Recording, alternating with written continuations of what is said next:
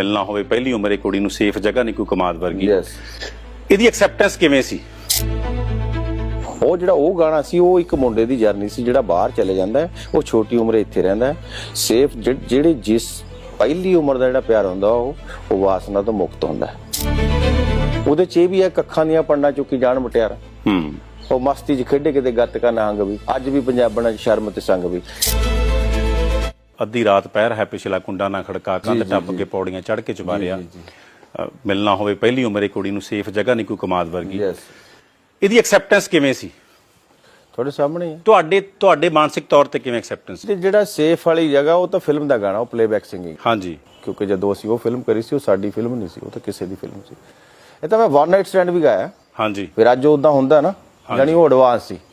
ਇਹ ਵੀ ਹੋ ਸਕਦਾ, ਦੇਖਣ ਦਾ ਨਜ਼ਰੀਆ, ਹਾਊ ਯੂ ਥਿੰਕ। ਤੁਹਾਡੇ ਕਹਿਣ ਦਾ ਮਤਲਬ ਸੀ ਤੁਸੀਂ ਦੱਸਣ ਦੀ ਕੋਸ਼ਿਸ਼ ਕੀਤੀ ਹੋਈ ਸੀ। ਹਾਂ, ਦੱਸਣਾ ਚਾਹੀਦਾ, ਇਹਦੇ 'ਚ ਕੋਈ ਬੁਰਾਈ ਗੱਲ ਨਹੀਂ।